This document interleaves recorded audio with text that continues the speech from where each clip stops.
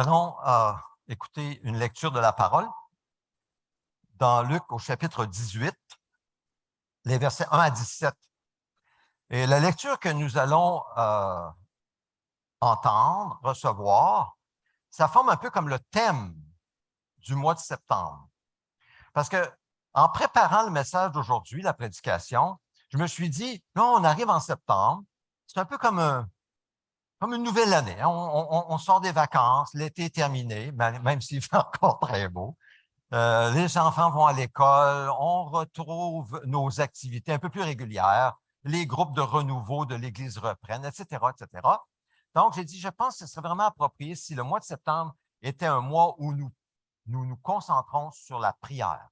C'est-à-dire commencer l'année, ce qu'on pourrait dire l'année scolaire, avec la prière. Et la question que j'aimerais que nous puissions faire face est dans le texte que nous allons lire ensemble aujourd'hui. Alors, évidemment, dans le contexte que ce qui est impossible aux hommes est possible à Dieu, le texte que je veux prendre, c'est dans Luc chapitre 18, versets 35 à 43. C'est le texte du mois de septembre.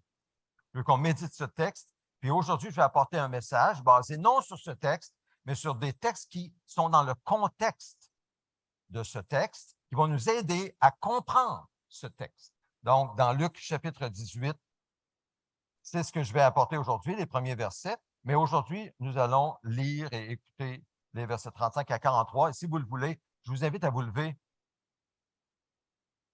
pour faire honneur à la parole.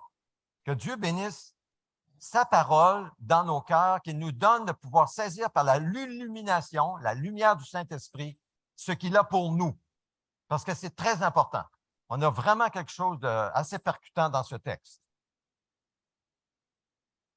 Comme Jésus était près de Jéricho, un aveugle était assis au bord du chemin et mendiait.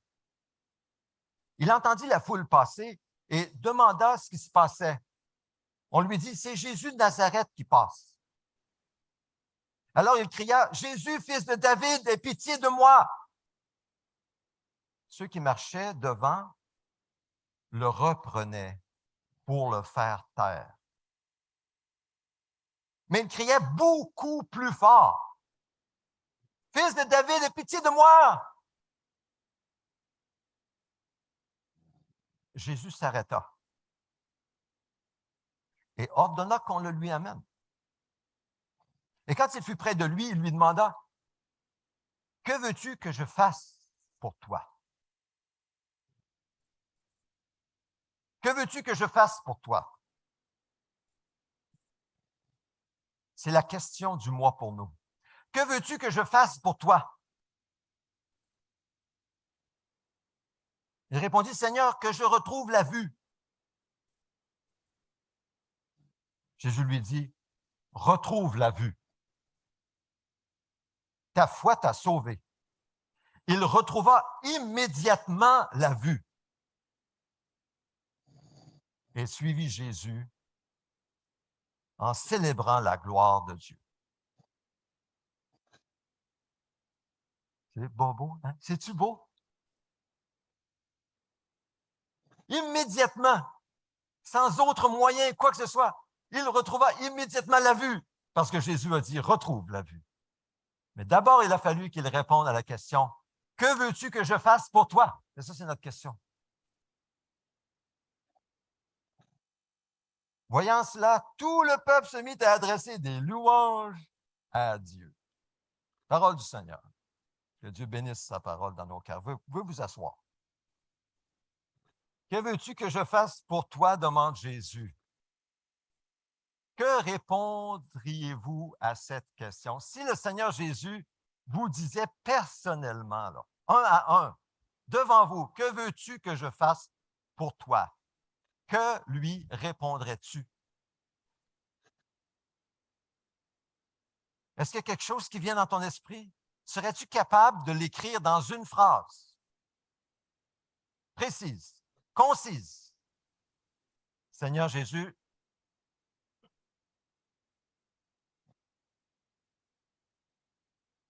que veux-tu que je fasse pour toi? Alors, c'est le défi que je nous lance ce mois-ci, de répondre à cette question.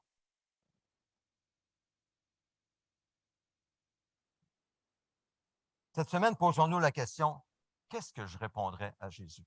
Prenez le temps. Prenons le temps. Et prenons le temps de l'écrire. Maintenant, quelqu'un va dire, oui, mais s'il y a plus qu'une chose, j'aimerais peut-être qu'il fasse plusieurs choses. Bien, écrivez plusieurs choses. Écrivez-le. Parce que quand on écrit, ça devient plus précis, plus concis. C'est comme si on s'arrête pour peser les mots. Là, on se dit, ben, c'est ça que je veux que tu fasses pour moi, Jésus.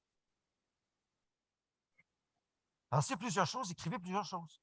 Sur une feuille de papier, un journal personnel, écrivez, écrivez, écrivez. Pourquoi écrivez? Pourquoi écrire? Parce que Jésus a dit, demandez et vous recevrez. Et quand il a dit demander, ce que ça veut dire, c'est demander, demander, demander sans cesse. C'est pas juste demander une fois. Demander, demander, demander, demander. Alors, il peut y avoir une foule de choses. C'est un défi que je nous lance. Prenons le temps d'écrire notre réponse à Jésus. Dans quelques semaines, vers la fin du mois de septembre, nous allons vivre en Église ce qu'on appelle un sommet de prière. Une rencontre spéciale pour nous d'amener nos prières à Dieu, nos requêtes. C'est un peu comme un sommet de prière, un peu comme si on montait sur une montagne. On pourrait faire une sortie d'église, monter sur une de ces belles montagnes dans quelques semaines. Ça va être très beau. Puis se donner comme défi qu'en haut de la montagne, on présente nos offrandes, nos requêtes à Dieu. On pourrait le faire si ça vous le tente. On pourrait le faire. On peut s'organiser, c'est quelque chose comme ça. Ça va être tellement beau dans quelques semaines. Si ça peut vraiment rendre la question encore plus percutante, ben pourquoi pas. Bref, il n'y a rien d'organisé. Si quelqu'un veut l'organiser, on en parlera. Mais on monte au sommet de prière, puis on amène notre requête à Dieu, nos requêtes, nos demandes. Et évidemment, vu que ça va être un sommet de prière, je pense qu'il faut aller plus large que nos requêtes personnelles. Je pense qu'il faudrait inclure nos requêtes. Qu'est-ce que tu veux que je fasse pour ta famille, pour ton Église? Alors là, on va avoir un peu plus de matériel à offrir au Seigneur pour ta ville et pourquoi pas ta province. Dans le contexte des élections provinciales prévues pour, je pense que c'est le lundi 3 octobre, tout à fait approprié de répondre à la question « Que veux-tu que je fasse pour ta province? » Mais pourquoi pas? Donc, le sommet de prière va te permettre, pendant que tu réfléchis à qu'est-ce que je répondrai au Seigneur, que veux-tu que je fasse pour ta province, d'écrire une phrase, puis ensemble, on va prier. On va prier. Quelqu'un va dire, moi, j'aimerais que Dieu fasse ceci pour ma province. J'ai prié pour cela, puis je l'ai à cœur, j'aimerais qu'il fasse ça. On va prier ensemble. Ça va être comme un sommet de prière en famille, ensemble. Nous allons apporter nos requêtes à Dieu, et nous allons prier pour notre province aussi. Jésus est vivant aujourd'hui, son esprit est présent, il est tout-puissant, il a tout pouvoir dans le ciel et sur la terre, c'est ce qu'il a dit lui-même, et nous le croyons. Il est et il sera toujours le chemin, la vérité et la vie. Ça ne changera jamais jusqu'à son retour, puis même encore, il va être encore le chemin, la vérité et la vie qui nous amène au Père.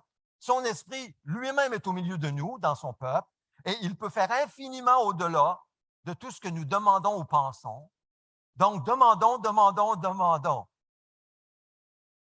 Son esprit est présent. Et ce qui est impossible à Dieu, à l'homme, est possible à Dieu. Donc, demandons. Que veux-tu que je fasse? Alors, là, on arrive dans le texte. Dans le premier texte que je vais lire. Ce n'est pas ce texte-là. Oui, ça va être celui-là. Si un homme mauvais, injuste, égoïste, qui ne pense qu'à lui, il ne pense ni à Dieu, il n'aime ni Dieu ni les pauvres. Si un tel homme, qui est placé dans une position d'autorité dans une ville, peut parfois faire justice à quelqu'un qui l'énerve parce qu'il veut s'en débarrasser, à combien plus forte raison Dieu, qui est bon, qui est juste, qui est parfait, qui est tout-puissant, veut-il donner ce qui est juste, de bonnes choses à ceux qui le lui demandent sans cesse? C'est le point de cette parabole. Jésus dit, leur donne une parabole pour montrer qu'ils devaient toujours prier sans se décourager. C'est la raison pourquoi il donne cette histoire-là. Ça veut dire que le point, c'est que nous devrions toujours prier sans nous décourager. Alors, si nous ne prions pas toujours, si nous nous décourageons sur certaines de nos requêtes, qui sont pourtant justes, qui sont bonnes, mais nous nous décourageons, c'est parce que nous n'avons pas compris cette parabole. Tout simplement.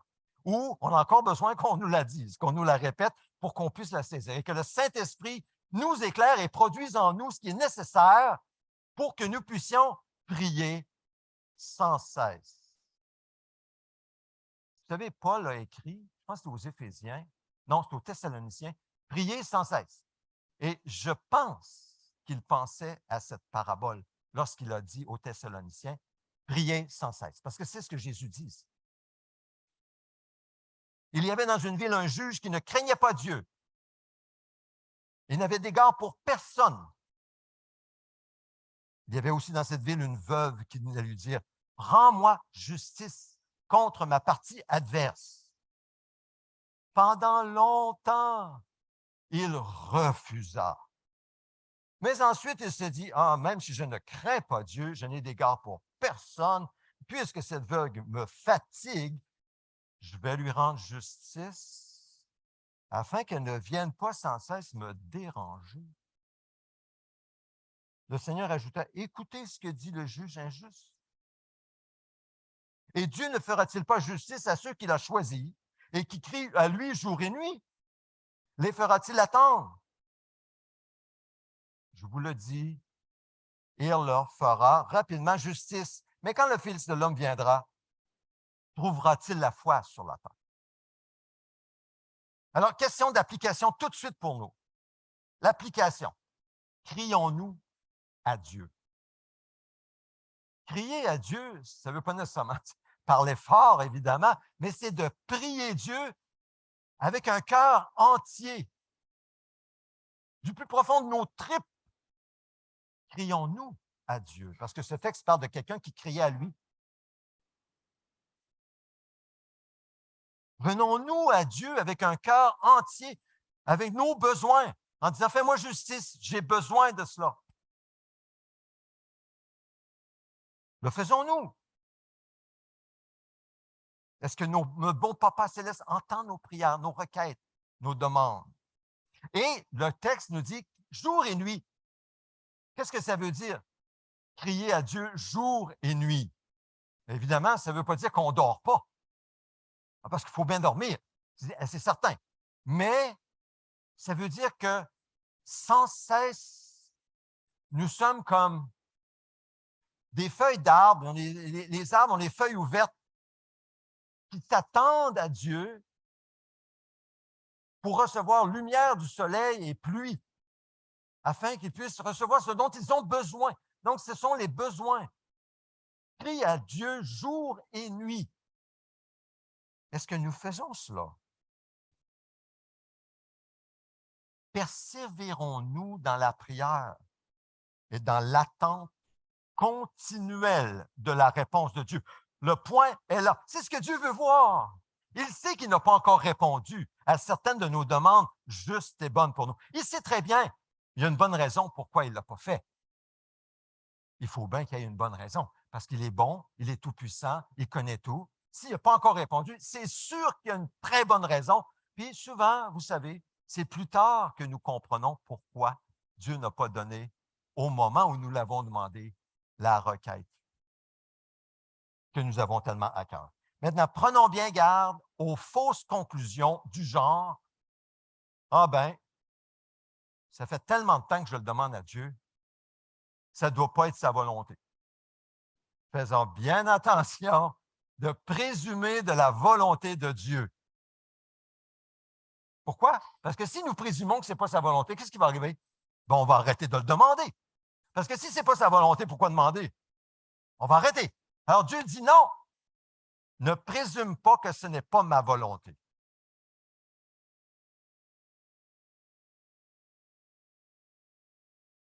Dites-moi, est-ce la volonté de Dieu de faire justice et de donner de bonnes choses à ceux qui le lui demandent? Ben oui, c'est sa volonté. Pas nos caprices, pas nos goûts de luxe, pas nos désirs et nos passions, nos besoins. Est-ce que c'est sa volonté? Mais bien sûr, mais bien sûr. Alors, s'il n'a pas répondu encore à nos besoins, Dieu qui voit beaucoup plus grand que nous, même dans l'avenir, une raison pourquoi il n'a pas répondu. Il sait pourquoi, même si nous ne le savons pas. Et c'est là où notre foi entre en ligne de compte, où on doit y placer notre foi et toujours prier sans nous décourager. Toujours prier sans nous décourager en nous attendant au Seigneur. Vous savez, le contexte de cette parabole, qu'est-ce que c'est d'après vous le contexte? Dans quel contexte Jésus apporte cette parabole?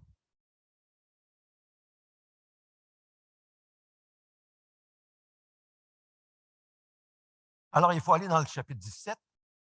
Puis, vous savez de quoi il parle, Jésus, dans le chapitre 17? Il parle de sa seconde venue. Ah, le contexte, c'est la seconde venue. Ça fait 2000 ans que les chrétiens, l'apôtre Paul, l'apôtre Pierre, les apôtres, les chrétiens des premiers siècles, attendent la venue de Jésus sur les nuées. Est-ce que vous attendez Jésus sur les nuées? On l'a chanté tout à l'heure. Mais oui, on veut qu'il règne, on veut qu'il vienne régner sur la terre parce que c'est injuste, c'est corrompu. Là, je pourrais aller là. Non, on veut qu'il vienne, on attend qu'il vienne. Ça fait 2000 ans que nous attendons. Alors, ça veut dire que si nous devons attendre encore quelques années, oui, quelques dizaines d'années, allons-nous abandonner, arrêter de prier, abandonner la foi, dire, ben, coudonc, il ne viendra plus. Il ne viendra pas, comme plusieurs faisaient même à l'époque de Jésus. Oh, depuis le début de la création, ça reste la même affaire. Regarde, ça ne change pas. À quoi ça sert s'attendre à Dieu? À quoi ça sert de prier? Ça ne change pas de toute façon. Allons-nous arriver avec cette mentalité du monde, puis commencer à vivre comme le monde? Hein? Mangeons et buvons, profitons du moment présent, car demain nous mourrons. Ou bien allons-nous persévérer dans la prière? C'est quelque chose.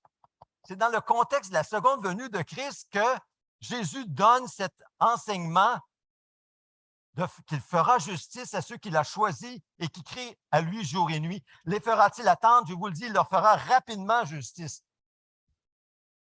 Rapidement?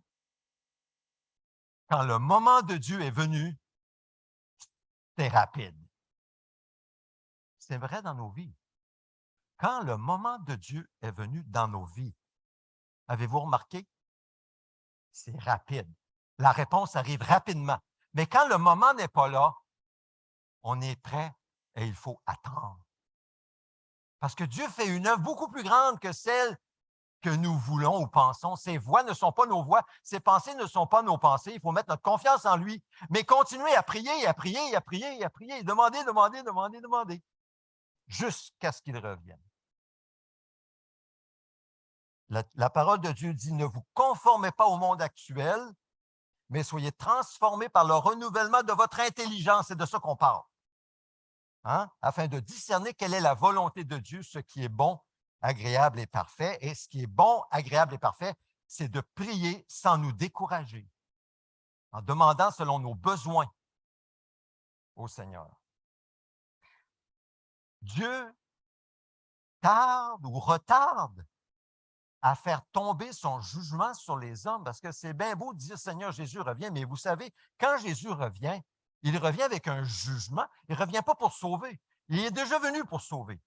Quand il revient pour juger sa création. C'est très clair dans la Bible. Et il revient pour juger les hommes qui auront refusé la vérité, qui n'auront pas reçu l'amour de la vérité pour être sauvés. Il vient pour juger selon sa justice parfaite. Donc Dieu retarde. Pourquoi? Parce qu'il donne encore du temps aux hommes de se repentir et de croire en lui. C'est la seule raison pourquoi que je peux comprendre pourquoi il n'est pas encore revenu. C'est la seule raison. Ceux que Dieu s'est choisis, a élus depuis la fondation du monde, parmi les 8 milliards, ou presque, semble-t-il, j'ai lu ce matin, le 22 novembre 2022, nous passons à 8 milliards sur la Terre. Alors, parmi ces 8 milliards, Dieu a choisi des gens, mais ils n'ont pas encore entendu l'Évangile. Ils n'ont pas encore entendu la bonne nouvelle. Et c'est pour ça que nous envoyons des ouvriers internationaux dans le monde entier avec l'Alliance chrétienne missionnaire pour annoncer la bonne nouvelle à des peuples qui n'ont jamais entendu parler de Jésus. Vous savez, il y a des gens aujourd'hui dans le monde, ils n'ont jamais entendu le mot Jésus. C'est quoi ça, Jésus? Aucune idée. Alors, ces gens-là qui sont choisis par Dieu, par grâce, comment est-ce qu'ils vont croire ces gens-là? Il faut évidemment qu'ils en entendent parler. Et après en avoir entendu parler, ils vont répondre. Ils vont recevoir le Seigneur. Ils vont être sauvés. Ils vont faire partie de l'Église. Ils vont être sauvés pour l'éternité. Alors ça, c'est la raison, à mon avis, pourquoi Jésus n'est pas encore revenu.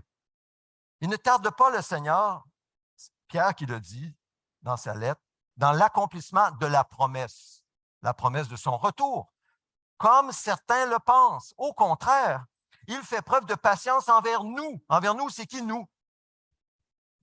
Les élus, les choisis de Dieu. Envers nous, voulant qu'aucun ne périsse, mais que tous parviennent à la repentance.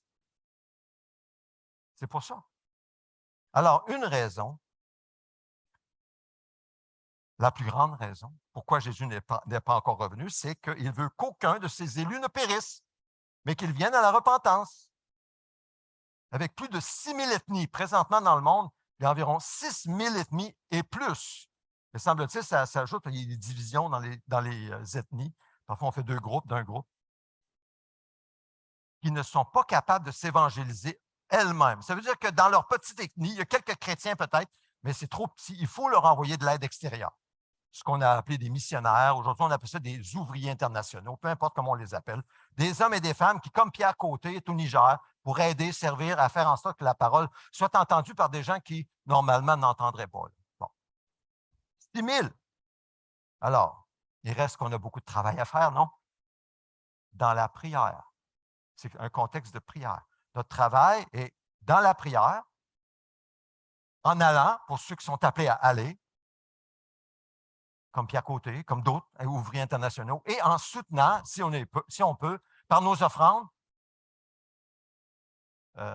des gens comme lui. Ce matin, il nous racontait sur Zoom que dans leur école, il y a une école qui permet à des enfants très pauvres, pour qui ça coûterait, c'est une école privée, à Niamey, au Niger, ça coûterait 800 $ par année pour chaque enfant d'aller à l'école avec les fournitures scolaires. Je pense qu'il y a un petit uniforme là-dedans, ça paye les tuteurs, etc. Mais évidemment, ils n'ont pas d'argent, ces gens-là. Ce sont des musulmans pour la plupart. Et il y a un fonds dans l'Alliance chrétienne missionnaire qui permettent à 39 étudiants, jeunes enfants, de recevoir cette formation. Évidemment, il disait aussi qu'il y a des familles riches là-bas. Il disait qu'il y a des gens au Niger, des gens de la place qui conduisent des Mercedes neuves, des BMW. J'avais de la misère à comprendre ça, mais oui. Pourquoi? Parce qu'il y en a qui sont riches, même dans un pays pauvre. Alors, qu'est-ce qu'ils font? Ils envoient leurs enfants. Évidemment, ils payent pour leur enfant qui va à cette école. Même, ils disent que ça va jusqu'à 8 000 $ pour chaque enfant d'aller à cette école-là. Alors, ils payent parce qu'ils reçoivent une éducation que leurs enfants, ils veulent qu'ils aillent parce que c'est l'avenir pour l'enfant.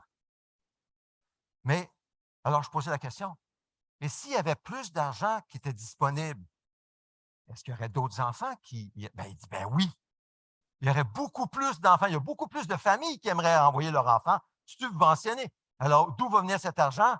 Ben, ça vient de nous, ça vient des églises, ça vient des gens qui vont donner des offrandes pour permettre à ces enfants d'aller dans une école subventionnée au Niger, dans un pays très pauvre. Alors, je mentionne ça. Pour parler du fait que Dieu n'agit pas toujours au même moment en réponse aux prières, j'ai une illustration à vous partager. George Mueller. George Mueller, vous connaissez, c'est l'homme en Angleterre qui a ouvert des orphelinats. Le Seigneur, il a demandé au Seigneur, comment est-ce que tu veux que je te glorifie dans ma vie? Puis il lui a mis à cœur, ouvre un orphelinat. Bon, mais il n'a pas seulement ouvert un orphelinat. George Mueller, il avait 5 amis, des amis intimes, pour qui il a prié, des non-chrétiens, qui ne connaissaient pas le Seigneur, pour qui il a prié. Alors, il a prié et après plusieurs mois, l'un d'entre eux est venu au Seigneur. George Mueller, un de ses amis, est venu au Seigneur. 10 ans plus tard, un autre, en fait, 2 autres se sont convertis, mais il fallut attendre 25 ans pour que le quatrième vienne au Seigneur. Pendant toutes ces années, George Mueller priait, priait, priait pour ses amis, priait, priait, priait. Il n'a pas présumé, ah ben là, au bout de 10 ans, regarde, au moins on va mettre un X là-dessus, il ne doit pas être élu. On n'a pas le droit de dire ça. On ne le sait pas. Le savez-vous? Moi, je ne le sais pas. Qui est élu, qui ne l'est pas? Aucune idée. Alors, ça veut dire quoi? Tu pries pour tout le monde. C'est ça que ça veut dire. Tu pries pour tout le monde. George Mueller a prié, prié, prié, prié, prié, prié. 25 ans plus tard, le quatrième vient au Seigneur. Et après ses funérailles, le cinquième est venu au Seigneur. George Mueller est mort. Alors, qu'est-ce que ça veut dire pour George Mueller? Pensez-vous que sur son lit de mort, il s'est dit, Seigneur, tu n'as pas répondu? Je ne pense pas. Il devait continuer à prier. Seigneur, que ma mort l'amène à toi. Puis il est parti. Puis comme de fait, aux funérailles, après les funérailles, ce cinquième est venu au Seigneur. Le Seigneur prend au sérieux quand on obéit à sa parole. Il prend au sérieux. Nous devons aussi le prendre au sérieux. Quand il dit, que veux-tu que je fasse pour toi? Il faut le prendre au sérieux. Il est sérieux, le Seigneur. Il est sérieux. Je pose quand même la question, pourquoi le premier ami vient au Seigneur après plusieurs mois, 2 autres après 10, un quatrième après 25? Pourquoi? Est-ce que c'est une question de cœur dur? Peut-être. On sait que les gens ont des cœurs différemment durs. Certains sont durs comme le bord du chemin.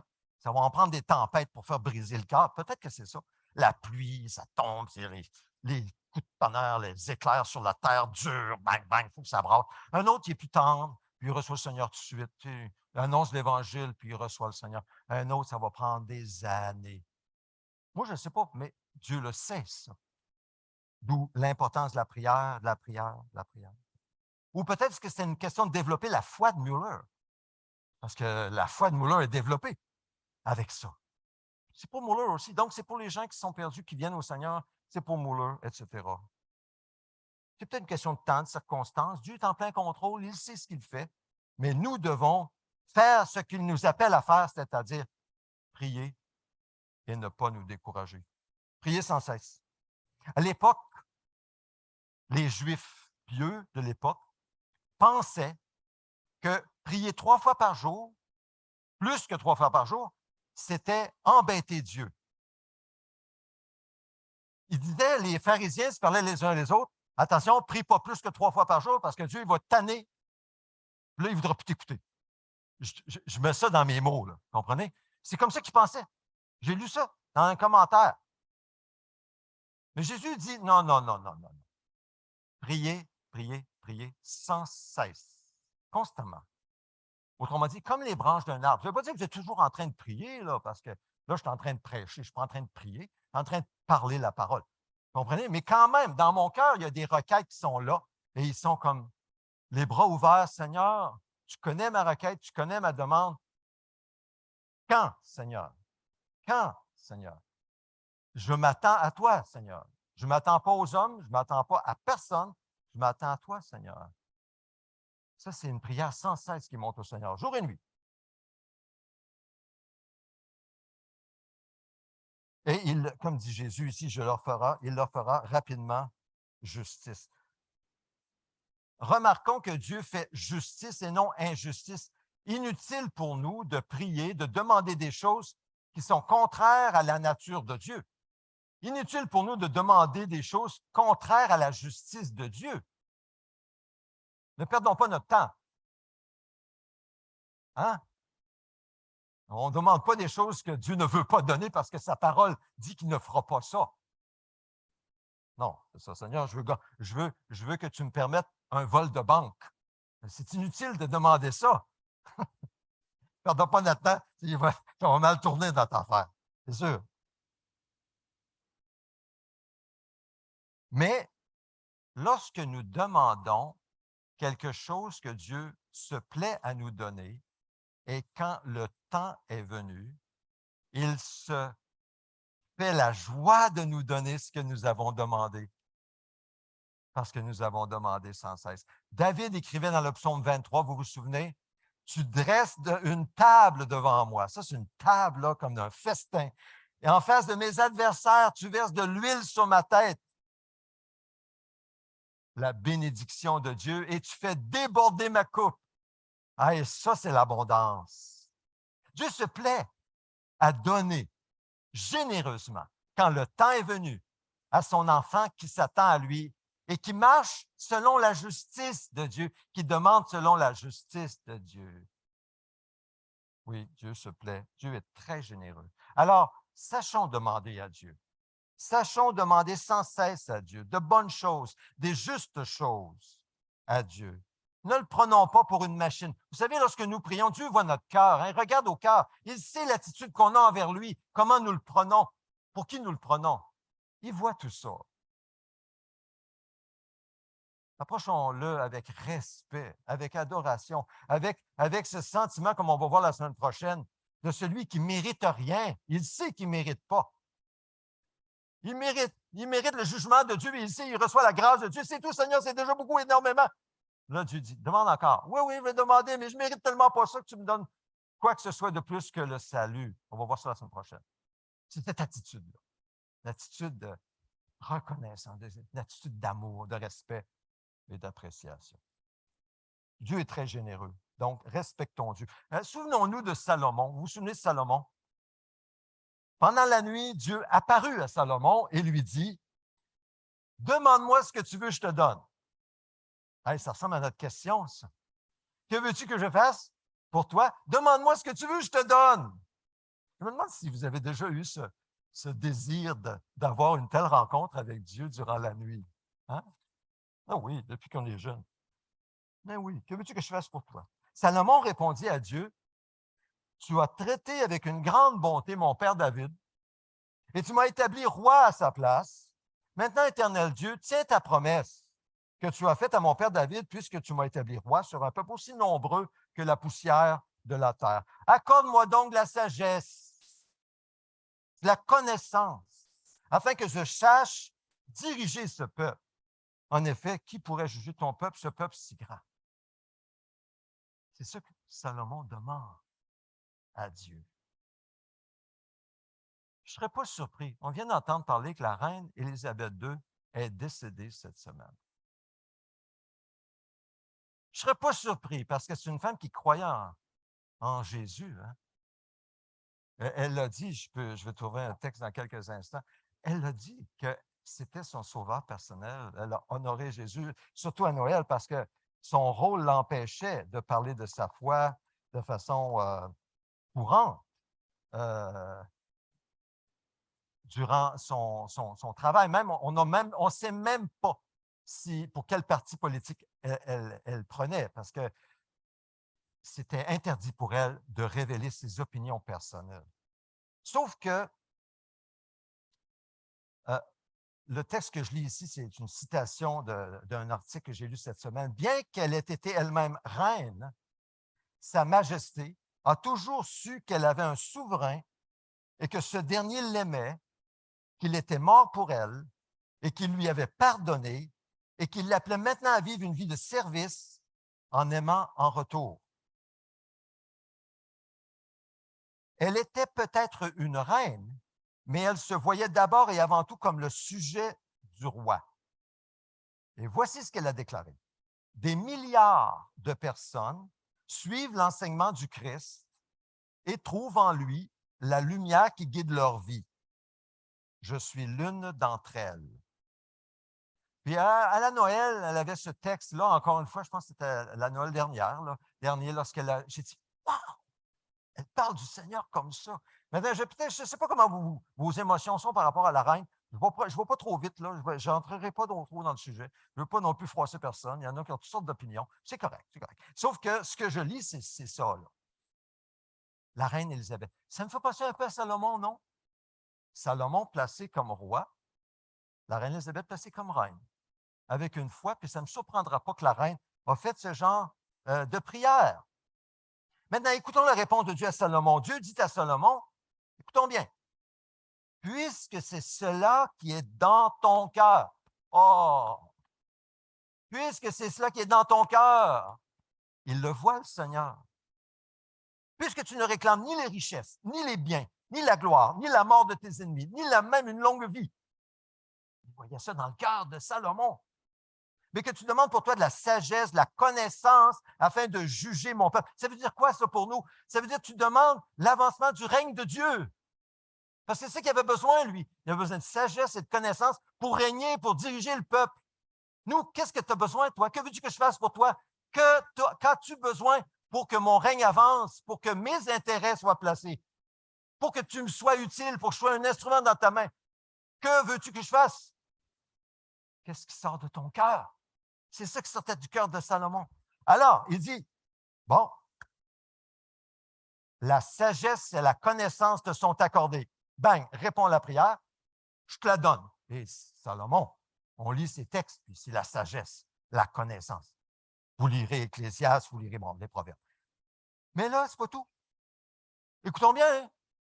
Je te donnerai en plus de cela des richesses, des biens et une gloire telle qu'aucun roi n'en a jamais eu avant toi et après toi. Ce que tu n'as pas demandé, je vais te le donner.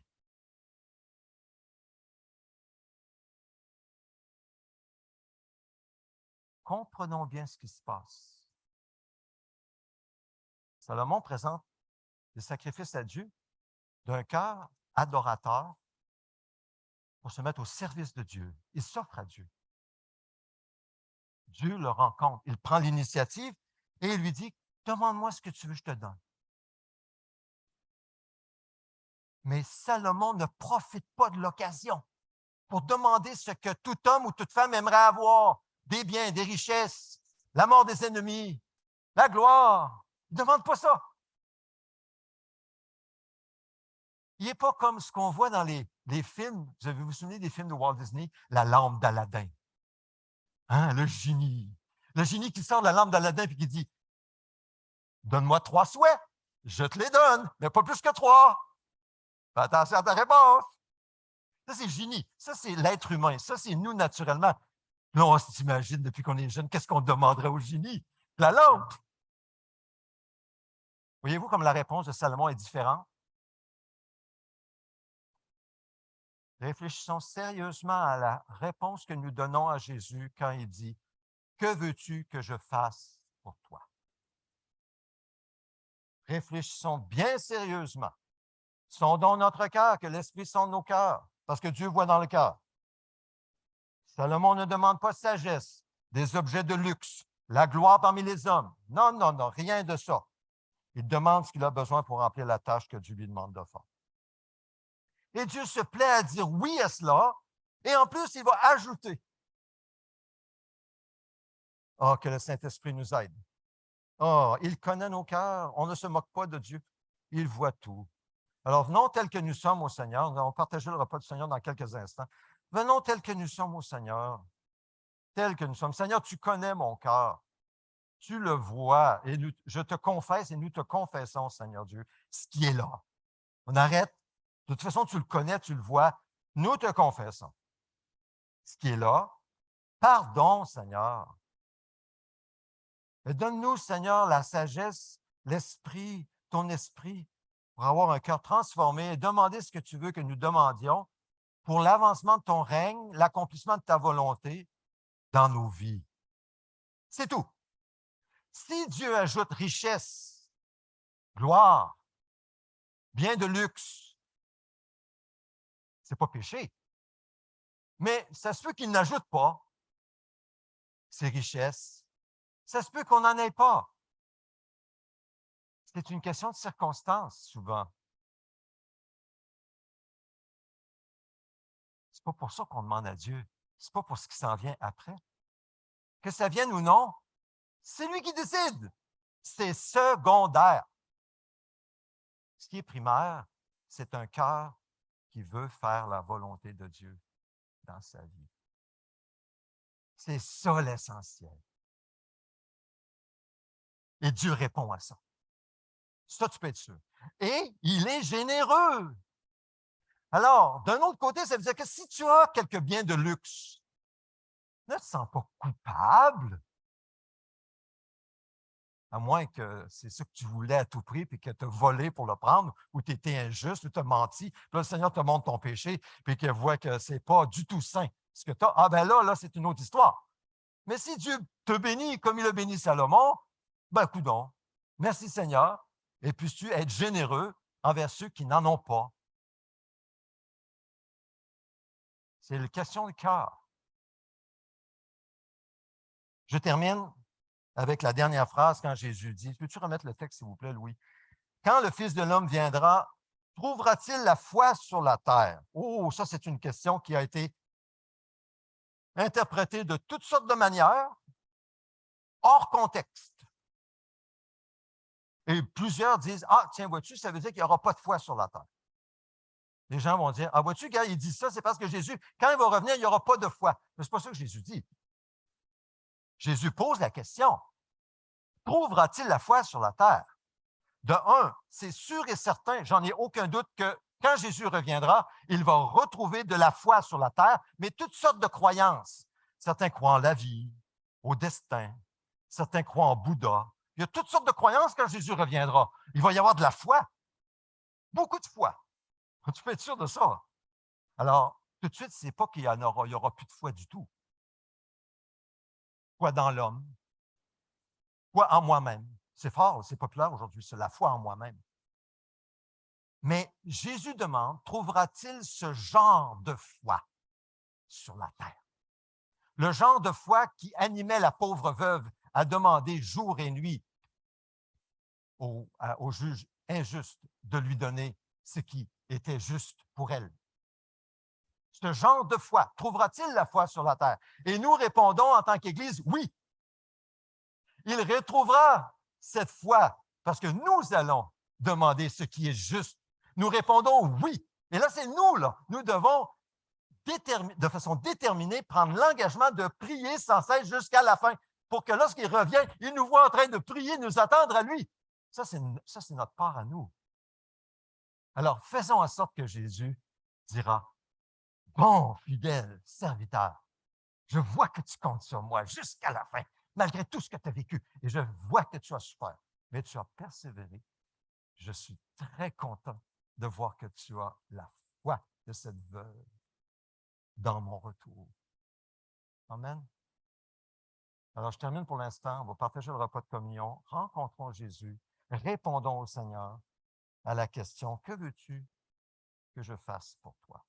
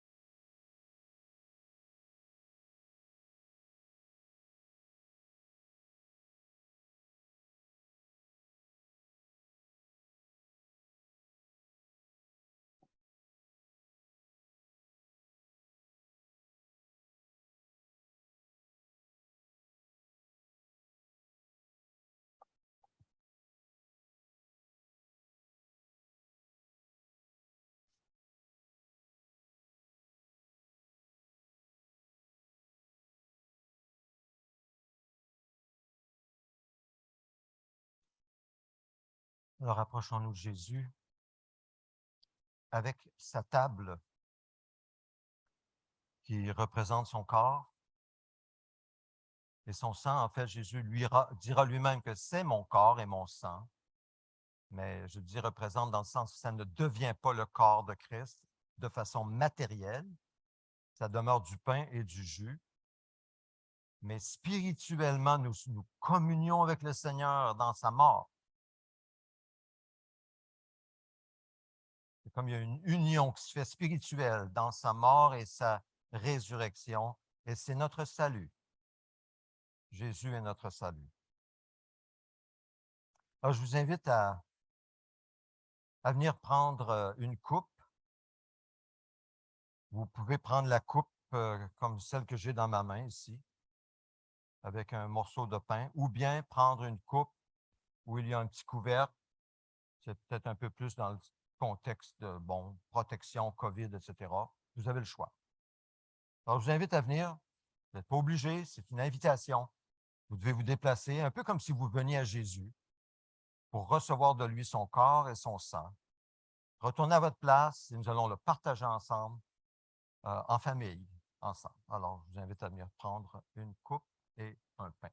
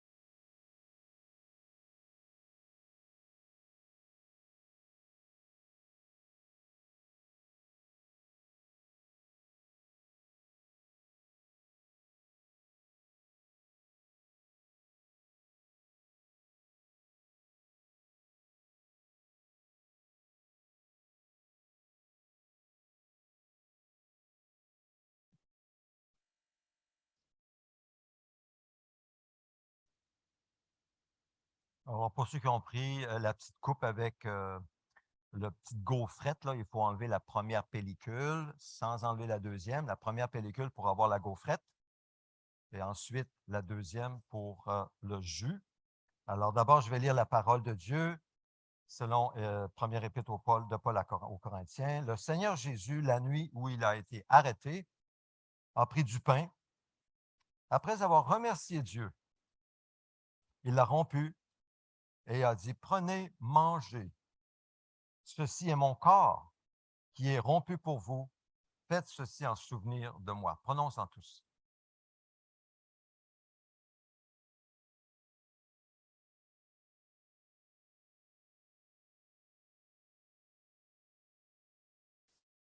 Seigneur Jésus, Seigneur Dieu, fait homme.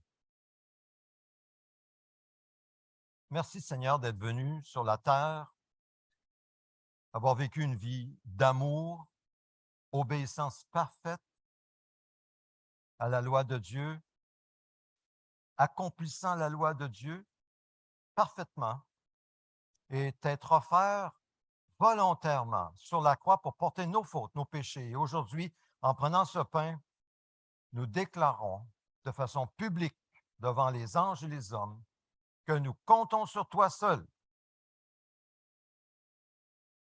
Par ta mort à la croix, pour purifier nos fautes, pour nous purifier de tout péché et de nous permettre d'avoir la vie éternelle en communion avec le Saint-Esprit.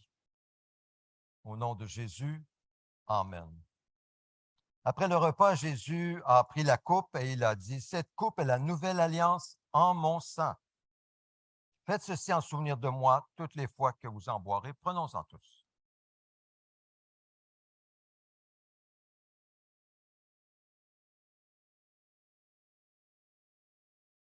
Merci Seigneur de nous avoir, d'avoir établi avec nous, pécheurs, une nouvelle alliance dans laquelle tu tiens promesse, que tu ne regardes plus à nos fautes, à nos péchés, à notre passé, mais tu regardes à Christ en nous et tu nous bénis selon Christ. Aide-nous maintenant, Seigneur, par ta force, par ton esprit, à prier sans cesse, à bien répondre à ta question. Que veux-tu que je fasse pour toi? À répondre selon ta volonté, Seigneur. Viens à notre secours, Seigneur. Comme disait l'aveugle, aie pitié de nous. Seigneur, aie pitié de nous.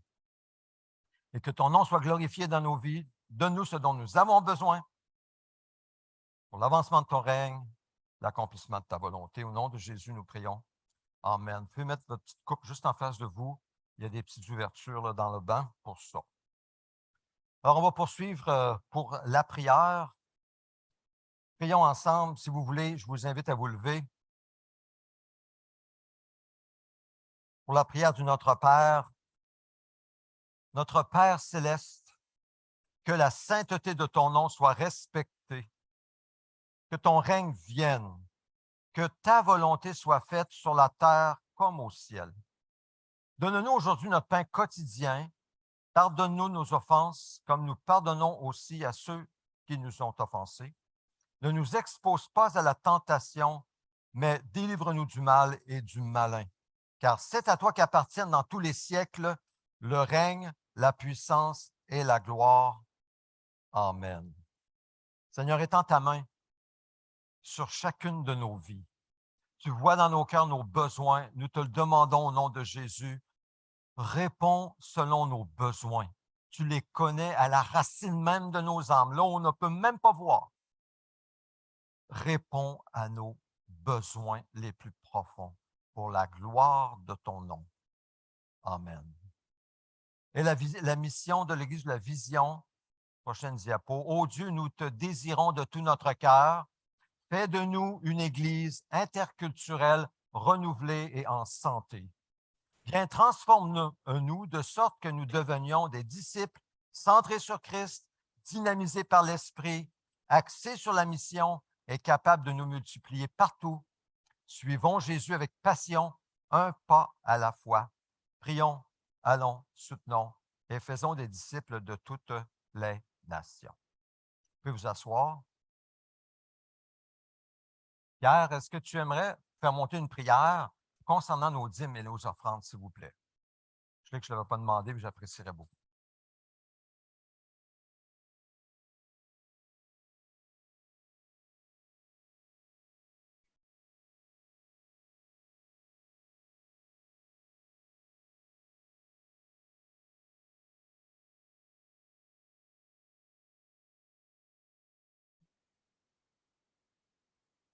Hmm.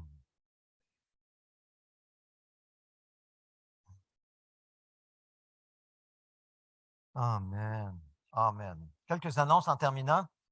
Vous pouvez descendre en bas par la suite. Si vous avez besoin d'une prière, mais que je prie pour vous, ça peut être quelqu'un d'autre aussi, restez en haut, on prie les uns pour les autres. Sinon, vous pouvez venir en avant, je peux prier pour vous. Quelques annonces. Alors, le renouveau, c'est d'être transformé en demeurant en Christ. Il y avait 2 petits groupes qui se rencontraient ce matin. Un troisième, un nouveau groupe, débute dès dimanche prochain. C'est sur Zoom. Alors, il faut s'inscrire auprès de moi. Vous avez encore une semaine pour vous inscrire, mais si vous le désirez vous inscrire, c'est aujourd'hui, ce serait vraiment un bon moment. 10h45 jusqu'à 11h45.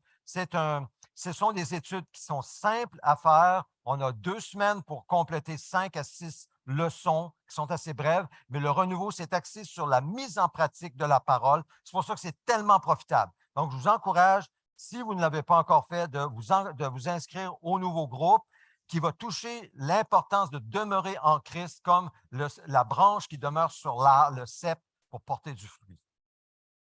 Le serment sur le cep. Mardi midi, c'est nouveau. Chaque mardi midi jusqu'à 13h, un temps de prière, de partage de la parole ici à l'Église. Vous êtes les bienvenus. Vous pouvez inviter quelqu'un aussi. Alors, l'Église ouvre sa porte pour cela, mardi. Pierre est au Niger. Alors, on voit Pierre ici assis avec la tasse de café. Je présume que c'est du café. C'est écrit lait là, sur la boîte, mais je pense que c'est du café. Bref, il est là. Continuons à prier pour lui. et vous pouvez lui écrire un mot. Il est très rejoignable par courriel. Donc, Pierre. Soif de joie. Ah, ça, c'est important pour les femmes. On a une belle occasion pour vous, les dames, d'assister à une retraite. Il appelle une retraite conférence avec Laurie Lee Jesperson, une femme de Dieu, une femme profonde, une femme qui a souffert et qui sait c'est quoi marcher avec le Seigneur aussi. Donc, j'apprécie beaucoup Laurie Lee et son travail. Elle est invitée à l'église de Lévis. Si vous avez besoin de transport, ça peut être inclus aussi. Donc, ça coûte 15 seulement. Ça couvre finalement le repas du Saint-Hubert. Donc, ce n'est pas cher. L'idée, c'est soif de joie. C'est toute la journée du 24 septembre. Ah oui, puis oui, merci d'avoir changé, mais c'est normal qu'elle ait changé. Il faut vous inscrire d'ici le 17, donc c'est dimanche prochain. Là.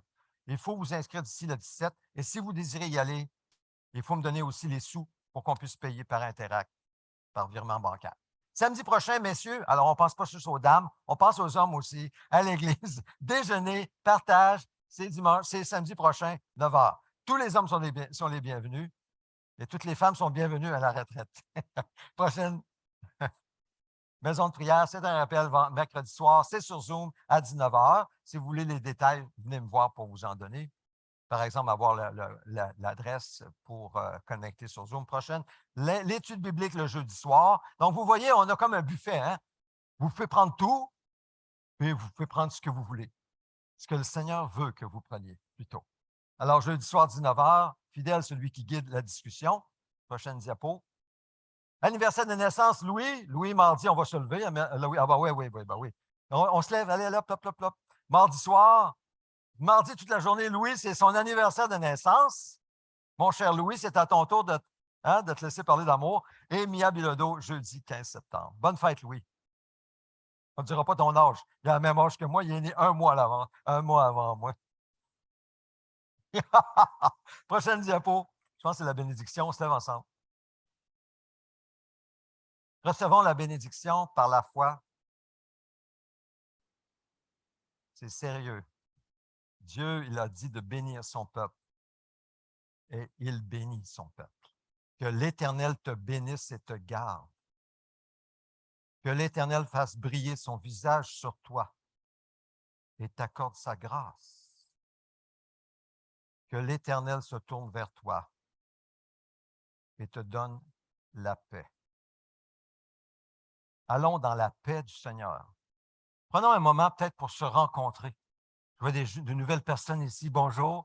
Des personnes qui sont nouvelles. Prenons un moment de nous rencontrer, de nous connaître un peu. Alors, sortons de nos sièges et bonne fin de journée.